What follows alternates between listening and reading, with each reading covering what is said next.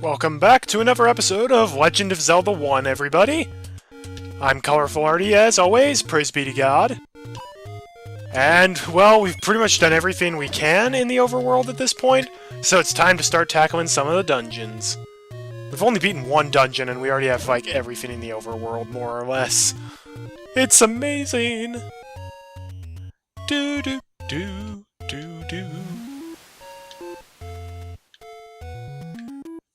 Yeah, this is where the game starts getting a lot more fun. Because we don't die in like 2 hits. And we've got quite a few little gadgets at our disposal.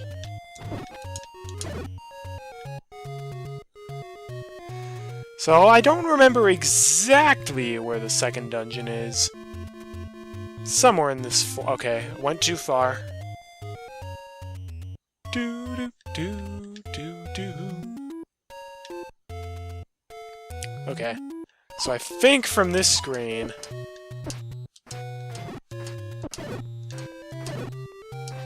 Well, you don't let the moblins kill you, that's not what you do. So I think from this screen you go this way. Now we're gonna go up. How come those guys don't get knocked back all the time? Yeah, now to the left. It's actually kind of well hidden. Not many people would think to naturally go this way. I remember I could not find the second dungeon, and I had to look it up. And, well, I'm off my game. Great! And yeah, low on HP, that's kind of to be expected, because you don't start with more than 3 hearts right now. All those Armos Knights will come alive, so don't touch those unless you want to fight. And wow, look at this color scheme. Dark blue with red statues. Hope your eyes aren't gonna hurt. These are snakes, or ropes. Much like the Oracle of Seasons games, if they get within like a vertical or horizontal distance of you, they will charge right at you. Fortunately, they've got low HP just like they do in the Oracle games. Key numero uno.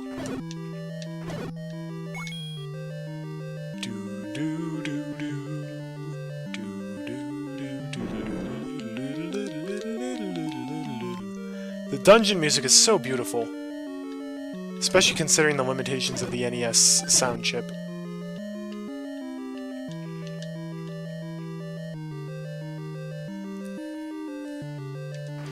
So yeah, you can see it's basically just a lot of snake spamming, which I am perfectly okay with. There's really only one room in this dungeon that's pretty hard. It's very hard if you don't have the big shield. As in, like, it's basically impossible if you don't have the big shield.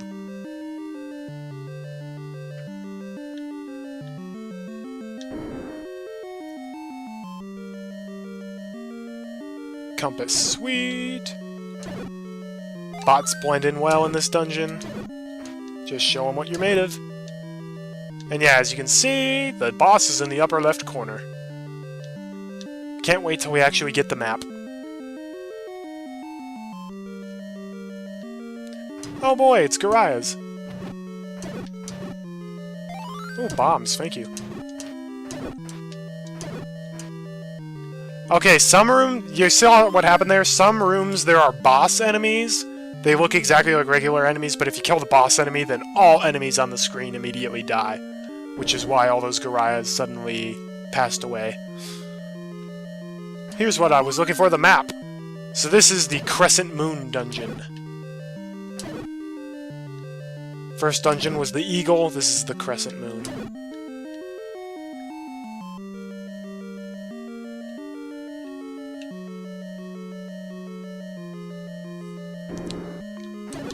So I want to say the room to the right of me is the really nasty room.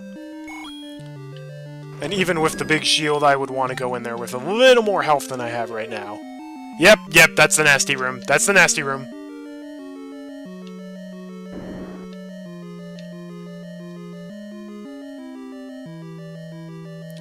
Ooh, little mini-boss here. These are, I believe, mold worms.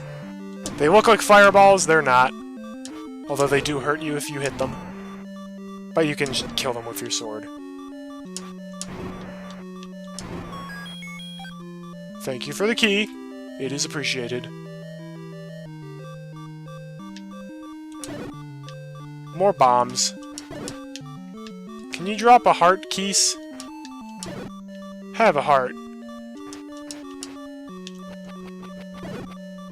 That works. Alright, time to show off what bombs can do in dungeons. Looks like a normal wall. You can bomb it clean open. No way to tell. You literally just have to hope. That bot actually was legit chasing me. I'm not dying to a bot. That is for sure.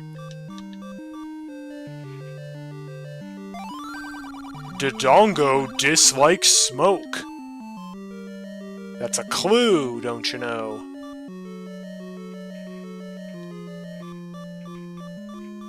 And actually a clue in more ways than one. Basically, the boss is Dodongo and he's weak to bombs. But there's a little more to it than just that. Alright. I'm gonna brave it. I'm almost certainly gonna die in this room. Basically, there are enemies in this room, blue Garayas, who are tougher versions of red Garayas, and you've got fireballs shooting at you from every direction. With the big shield, you can block them. Without it, you are completely defenseless against them.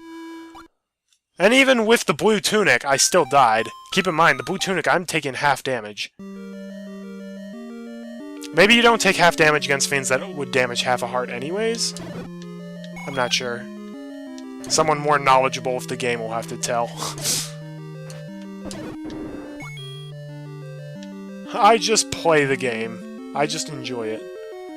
I want to say in this, if like an enemy would normally damage you half a heart and you have the blue, like, the rain, it'll actually damage you nothing, and then the next enemy who would damage half a heart will actually do the half a heart's worth of damage. So like they programmed mathematically in that you only take half a heart of damage, but the graphics... Or, like, you would only take a quarter of a heart's worth of damage, but the graphics don't allow that to be rendered. Because they didn't actually program in graphics for a quarter heart in this. I'm rich! I'm rich! I'm fabulously wealthy! And I still need to buy the meat, I just realized. Alright, round 2 against blue Garayas. Ooh, fairy! Yes, please.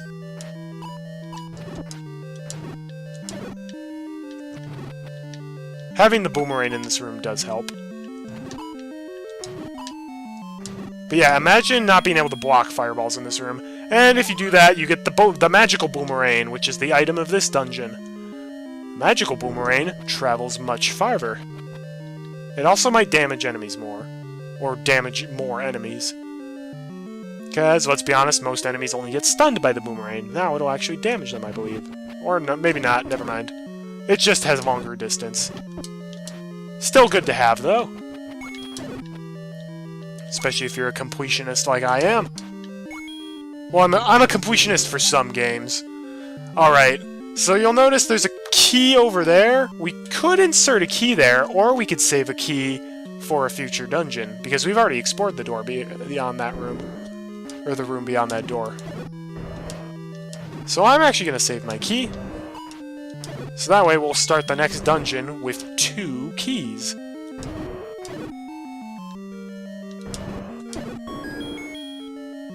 Bombs! Alright, get out your bombs, everybody, because it's time to fight Dodongo. Okay, so there are 2 ways to beat Dodongo. If you drop a bomb right in front of his face, he'll eat it, and if you do that twice, he dies. If you can blow him up such that, like, the smoke hits him, but he doesn't actually eat it,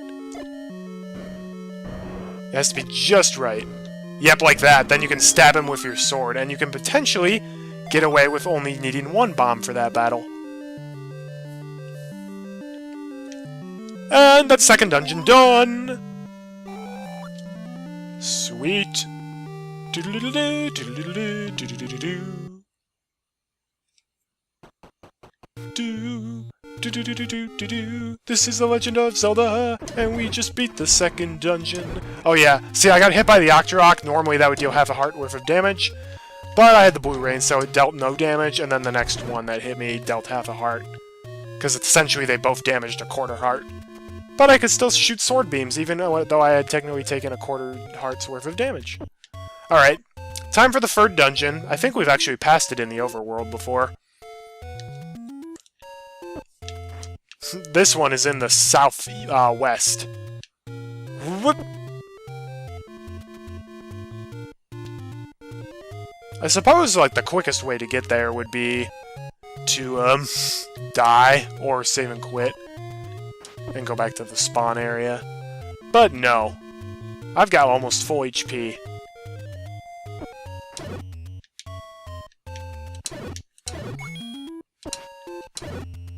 Take that, you rapscallion.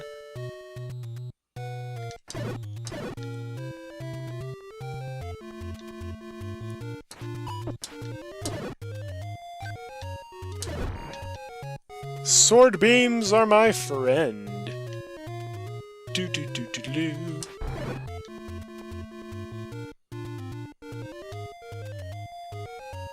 I suppose there is one other item I could get, but it's not, like, great. I can save up for the meat from this next dungeon. And then after that, I think all the money I have can go towards buying potions. Yeah. Go to the right over here, and bada bing bada boom. Third dungeon. And it's green! A very violent shade of green, but green nonetheless. My favorite color.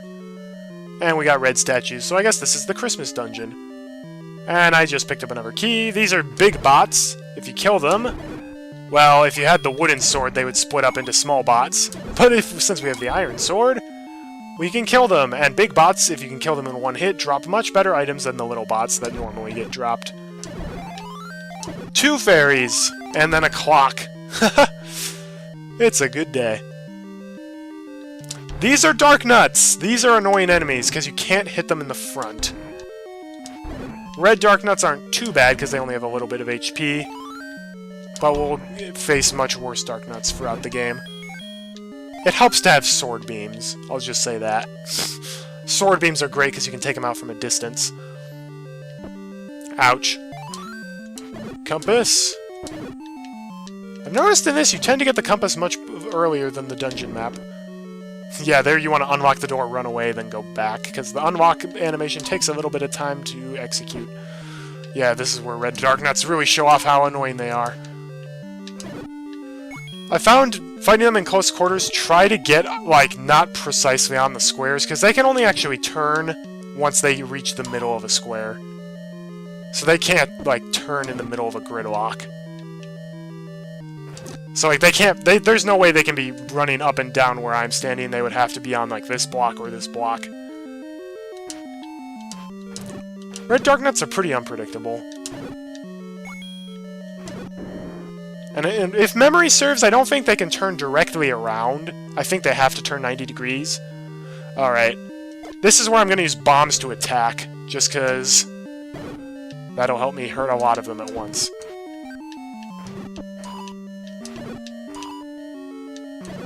Seriously, there are so many dark nuts in this room.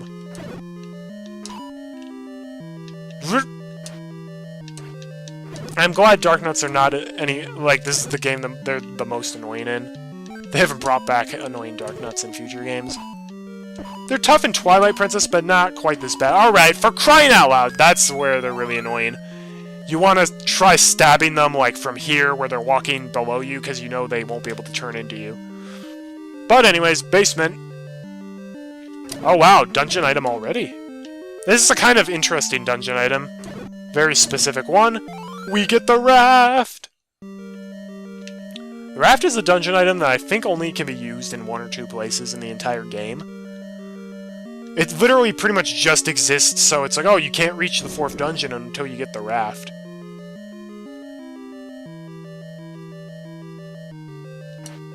These are bubbles. If they hit you, then you lose the ability to use your sword for a few seconds. Try not to let them hit you. Yeah, I can't use my sword now. Now I can. Sweet. Can I bomb that? Nope. I'm getting so many bombs, I might as well try bombing a bunch of different walls. If I kill the bats, is the map gonna appear somewhere? Nope, more bombs.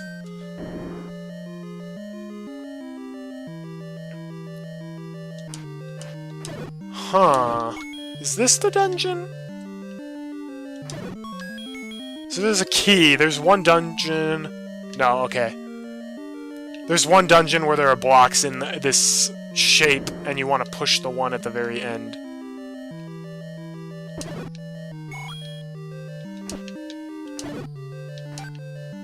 Alright, push the leftmost block. You always try pushing the leftmost block. Did you get the sword from the old man on top of the waterfall? I did! That was one of the first things I did. Also, if you stab the old man, he starts shooting fireballs at you. It's amazing. Don't be a jerk. I think that's what he's trying to say. Yeah, and you'll notice, like, we just used a key, basically, to get a new key. Like, the key locations in this are not very well thought out. Hence why they allow you to buy keys, just in case. Get back here, you keys.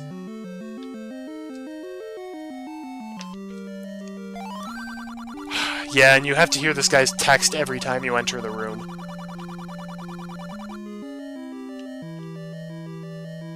Dude, you can see, I have it in the A button slot.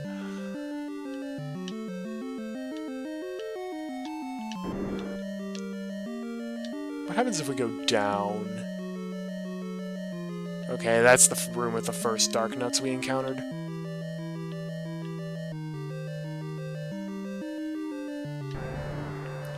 Okay, we can hear the boss already? Oh, that's right, it's the swastika dungeon.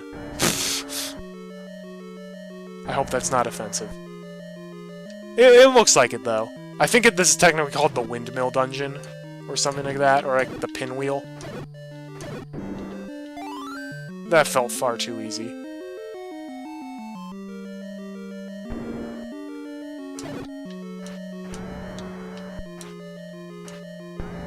Okay, once I beat this room, forgive me, I'm gonna backtrack, because there might have been one room that I missed.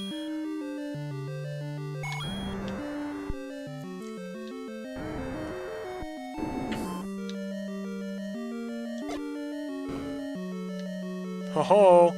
The map often helps you find those shortcuts. Okay, never mind. Well, maybe upper left corner?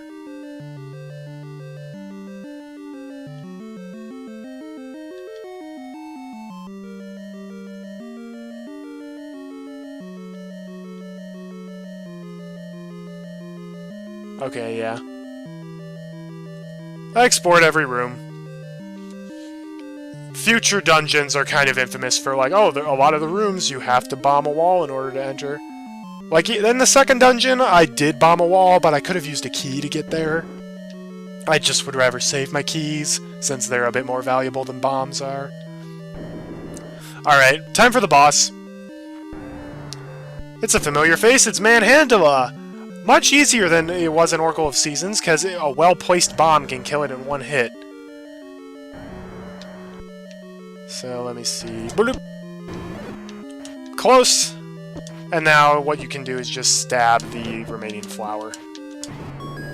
If you're really good and drop a bomb right on its base, and when it blows up, it'll kill Manhandla in one hit.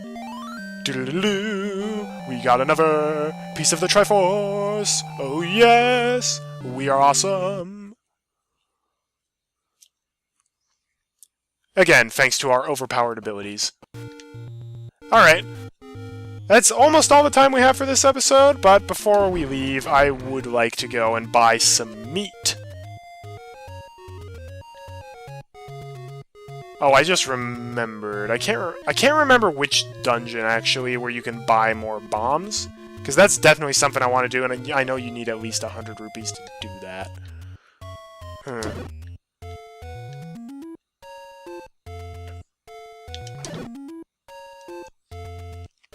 Not sure about that, actually.